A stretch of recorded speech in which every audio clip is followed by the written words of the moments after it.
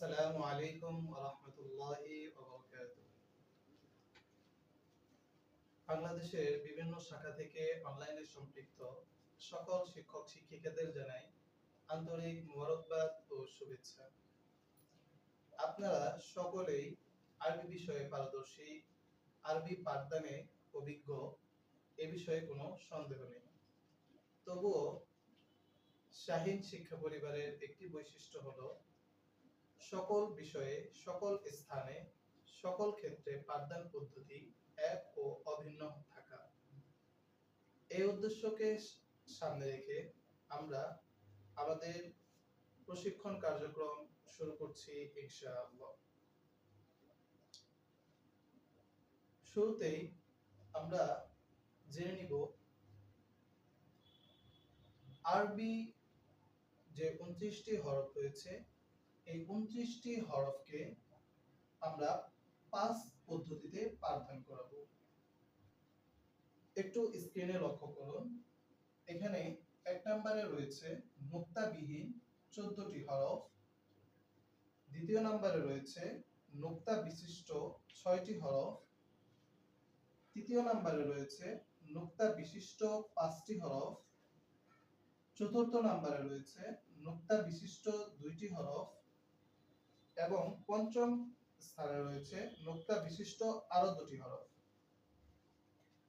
এখন আমরা যদি এক কথায় যদি প্রকাশ করতে চাই যে এই 29টি হরফকে আমরা দুটি ভাগে বিভক্ত করে পাঠদান করাতে পারি বা শিক্ষার্থীদেরকে শেখাতে পারি।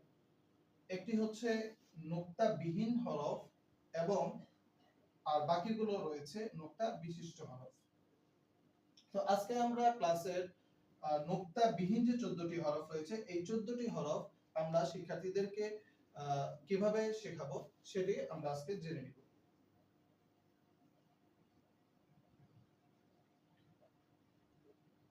আপনারা এখানে দেখতে পাচ্ছেন যে নুক্তাবিহীন 14টি হরফ রয়েছে আলিফ, হা, দাল, র, সিন, صاد, ত, আইন, কাফ, লাম, মিম, ওয়াও, হা, হামজা।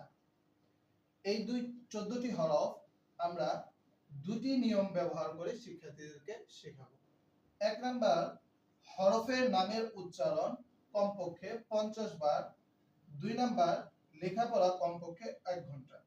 এখন 1 নম্বরে যে রয়েছে হরফের নামের উচ্চারণ কমপক্ষে 50 বার। এই 50 বার উচ্চারণের ক্ষেত্রে আপনি আপনার শিক্ষার্থীদের সঙ্গে যখন শিক্ষার্থীদেরকে আপনি হরফের উচ্চারণটা করাবেন, তখন আপনার ক্লাসের সময় অনুযায়ী আপনি সেটা কম বেশি করে নিতে পারবেন। কিন্তু লক্ষণীয় বিষয় হচ্ছে প্রতিটা শিক্ষার্থীর যেন হরফের উচ্চারণটা একদম বিশুদ্ধভাবে উচ্চারণ হয়ে যায়, এদিকটা আপনাকে লক্ষ্য রাখতে হবে।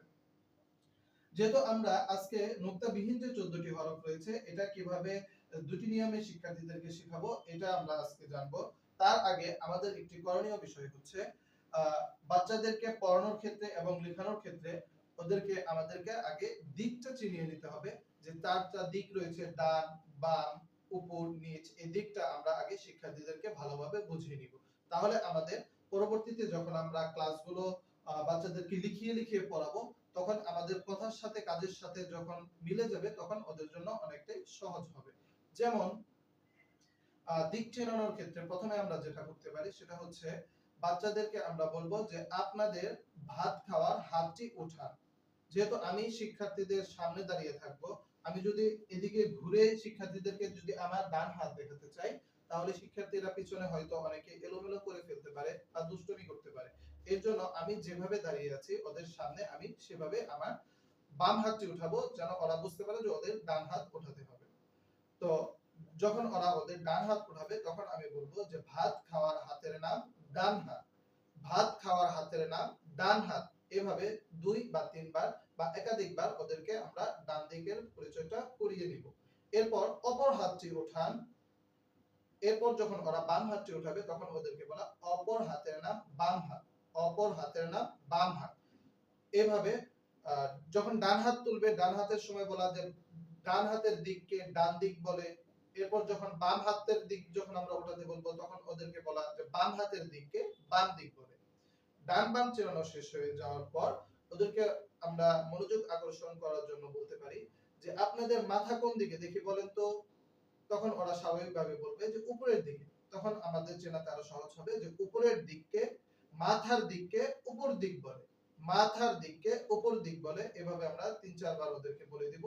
এরপর আবার বলা, দেখেন তো আপনাদের পা কোন দিকে, তখন ওরা বলবে নিচের দিকে। তো অবশ্যই তখন আমাকে শেখাতে আরো সুবিধা হবে যে পায়ের দিককে নিচের দিক বলে, পায়ের দিককে নিচের দিক বলে। এভাবে আমরা ডান বাম উপর নিচ শিক্ষার্থীদেরকে পরিচয় করে দিব। তাহলে আমাদের পরবর্তীতে যখন আমরা পড়াবো এবং শিক্ষার্থীদেরকে বোর্ডে লিখাবো তখন আমাদের জন্য অনেকটাই সহজ হয়ে যাবে। চলুন এবার দেখে নিই নুক্তা বিহীন যে 14টি হরফ রয়েছে, এই 14টি হরফ আমরা দুই ভাবে কিভাবে শিক্ষার্থীদেরকে শেখাবো। প্রথমে রয়েছে হরফের নামের উচ্চারণ কমপক্ষে 50 বার। এটার জন্য আমরা আমরা এখন শিক্ষার্থীদেরকে বোর্ডে আকর্ষণ করে মনোযোগ আকর্ষণ করে নেব যে আপনারা সকলে বোর্ডে আমার হাতের দিকে দেখতে থাকেন। তো আমি বোর্ডে একটি আলিফ লিখব এবং জিজ্ঞাসা করব আমার হাত কোন দিক থেকে কোন দিকে যাচ্ছে। শিক্ষার্থীরা প্রথমে বলতে পারবে না, এর জন্য প্রথমে শিক্ষার্থীদেরকে বলে দেওয়া, আবার দেখিয়ে বলে দেওয়া যে উপর দিক থেকে নিচের দিকে যাচ্ছে। এরপর আবার শিক্ষার্থীদেরকে জিজ্ঞাসা করা, এবার বলুন আমার হাত কোন দিকে যাচ্ছে। শিক্ষার্থীরা বলবে উপর দিক থেকে নিচের দিকে যাচ্ছে। এটা বলার পর শিক্ষার্থীদের দিকে শিক্ষক ঘুরে গিয়ে বলবে যে আপনাদের খাতায় এইভাবে একটি লিখে। যখন লেখা হয়ে যাবে তখন শিক্ষার্থীদেরকে বলা যে আপনাদের খাতা উল্টে রাখুন এবং সকলে আমার মুখের দিকে দেখতে থাকুন। এই ক্ষেত্রে শিক্ষকের অবশ্যই যে বিষয়টা করণীয় যে সকল শিক্ষার্থী শিক্ষকের মুখের দিকে মনোযোগ আকর্ষণ করেছে কিনা এটা নিশ্চিত হওয়া। কেননা আপনি যখন হরফের উচ্চারণটা যখন ওকে করাবেন, শিক্ষার্থীদেরকে করাবেন, তখন অবশ্যই আপনার মুখের দিকে যদি ও খেয়াল না করে আপনি কিভাবে হরফটা উচ্চারণ করছেন, কিভাবে বলছে, সেই জিনিসগুলো ও দেখতে পাবে না। আর যখন ও দেখতে পাবে না তখন ওর হরফের সঠিক উচ্চারণটা ওর ভিতর থেকে আসবে না। এজন্য সকলেই শিক্ষকের মুখের দিকে আকর্ষণ করে লক্ষ্য রেখে তারপরে আপনাকে পড়ানো শুরু করতে হবে।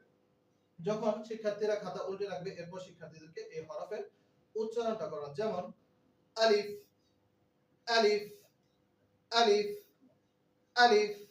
এইভাবে আমরা ওখানে দেখেছি নিয়মের মাঝে যে হরফের নামের উচ্চারণ কমপক্ষে 50 বার। এক্ষেত্রে 50 বার হোক বা আপনি আপনার ক্লাসের সময় অনুযায়ী কম বেশি করতে পারেন, কিন্তু এক্ষেত্রে আপনি আরেকটা কাজ করতে পারেন যে আপনি যখন শিক্ষার্থীদেরকে হরফের উচ্চারণটা করাবেন আলিফ আলিফ আলিফ, এভাবে আপনি ডান পাশে গিয়ে 10 বার বলতে পারেন, 5 বার বলতে পারেন, মাঝখানে দাঁড়িয়ে 5 বার বলতে পারেন, ডান পাশে বাম পাশে গিয়ে 5 বার বলতে পারেন।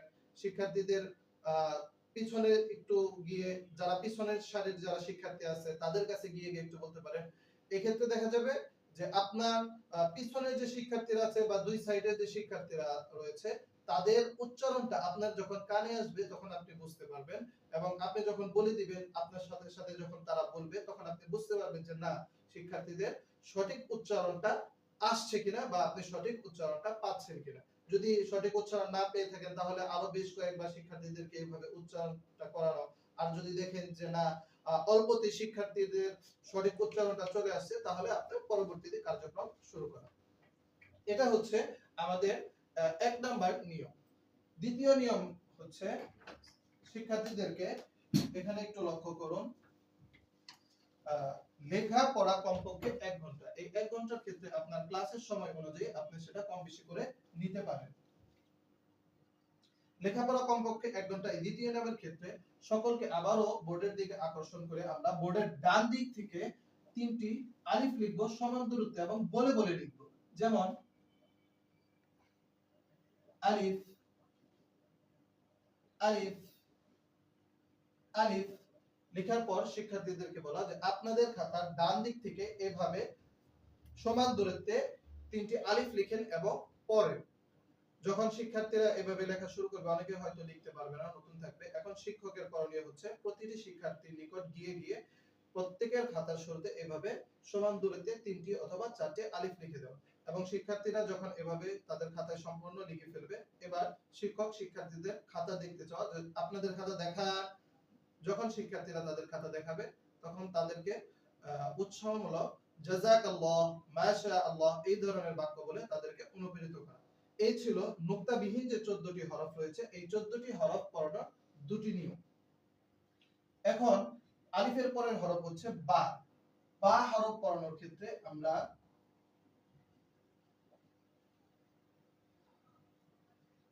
তিনটি নিয়ম অনুসরণ করব। এক নম্বরে রয়েছে হরফের নামের উচ্চারণ কমপক্ষে 50 বার, 2 নম্বরে রয়েছে নুক্তার উচ্চারণ কমপক্ষে 20 বার, 3 নম্বরে রয়েছে লেখাপড়া কমপক্ষে 1 ঘন্টা এবং হরফের উচ্চারণের সঙ্গে নুক্তা সহ উচ্চারণ করা। এখন আমরা দেখে নেই যে এই তিনটি নিয়ম কিভাবে আমরা শিক্ষার্থীদেরকে, তিনটি নিয়ম অনুসরণ করে কিভাবে শিক্ষার্থীদেরকে শেখাবো। আবার পুনরায় শিক্ষার্থীদেরকে বোর্ডের দিকে আকর্ষণ করে নিতে হবে। আকর্ষণ করে আপনারা সকলে বোর্ডে আমার হাতের দিকে দেখতে থাকেন। এই কথা বলে আমি বোর্ডে একটি বা লিখব। যেহেতু বা একটি নুক্তা বিশিষ্ট হরফ, অবশ্যই আমাকে আগে নুক্তার পরিচয়টা শিক্ষার্থীদেরকে করিয়ে দিতে হবে। যেমন সকলে বোর্ডে দেখতে থাকেন, এটার নাম নুক্ত, এটার নাম নুক্ত, এটার নাম নুক্ত। এবার শিক্ষার্থীদের দিকে ঘুরে নুক্ত, নুক্ত, এইভাবে নুক্তার উচ্চারণটা কয়েকবার করিয়ে দেব। শিক্ষার্থীদেরকে নুক্তার সঙ্গে পরিচয় করে দেব। এরপর শিক্ষার্থীদেরকে বলা যে আপনাদের খাতায় এইভাবে একটি লিখে, যেহেতু আমরা এখনো হরফের পরিচয়টা ওদেরকে করাইনি, আগে আমরা লিখিয়ে দিব। শিক্ষার্থীরা যখন তাদের খাতায় এইভাবে লিখবে, লেখানোর পর সকলে খাতা উল্টে রাখুন এবং আমার মুখের দিকে দেখতে থাকুন। আলিফের ন্যায় এবারও আমাদেরকে হরফের সঠিক উচ্চারণ শিক্ষার্থীদেরকে করাতে হবে। যেমন বা, বা, বা, এভাবে আমরা হরফের উচ্চারণ কমপক্ষে শিক্ষার্থীদেরকে 50 বার করিয়ে নিব। সেক্ষেত্রে এখানে 10 বার, ওখানে 10 বার, বা শিক্ষার্থীদের নিকট গিয়ে গিয়ে এভাবে বারবার আমরা হরফের সঠিক উচ্চারণটা শিক্ষার্থীদেরকে শিখিয়ে নিব। এরপর হচ্ছে দ্বিতীয় নাম্বার কাজ। দ্বিতীয় কাজ হচ্ছে নুক্তার মাস কমপক্ষে 20 বার। এটা আমরা কিভাবে করব দেখেন। সকলে বোর্ডে দেখতে থাকেন এবং শিক্ষার্থীদেরকে প্রশ্ন করা। সকলে বোর্ডে দেখুন, এই হরফে নুক্তা আছে? শিক্ষার্থীরা বলবে যে হ্যাঁ আছে। আবার শিক্ষক প্রশ্ন করবে কোন দিকে? শিক্ষার্থীরা এবার উত্তর দিবে নিচের দিকে। আবার শিক্ষক প্রশ্ন করবে কয় নুক্তা? শিক্ষার্থীরা তখন বলবে 1 নুক্তা। এবার আমি নুক্তার সঙ্গে উচ্চারণ করাবো, বার নিচে 1 নুক্তা, বার নিচে 1 নুক্তা। শিক্ষার্থীরা শিক্ষকের সঙ্গে সঙ্গে উচ্চারণ করবে বার নিচে 1 নুক্তা। এভাবে কয়েকবার উচ্চারণ করার পর শিক্ষার্থীদেরকে বলা যে আপনাদের খাতা হাতে নেন, হাতে ধরে পড়বেন।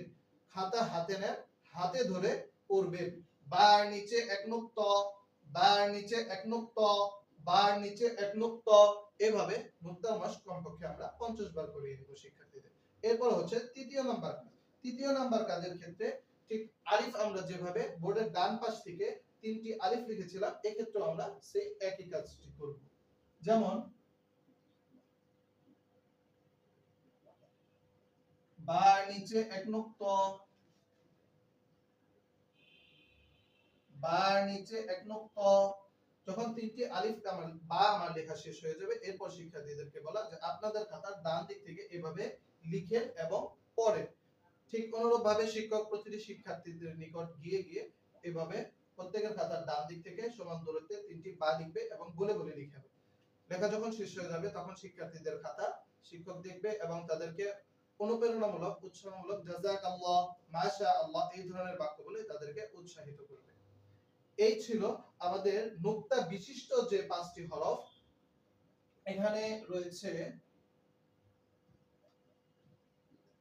বা, ফা, নুন, কফ, ইয়া। এই 5টি হরফ আমরা এই 3 নিয়মে শিক্ষার্থীদেরকে শেখাবো। এই ছিল আমাদের আজকের ক্লাসের মূল আলোচনা। আশা করি ইনশাআল্লাহ সকলেই বুঝতে পেরেছেন। আসসালামু আলাইকুম ওয়া রাহমাতুল্লাহি ওয়া বারাকাতুহু।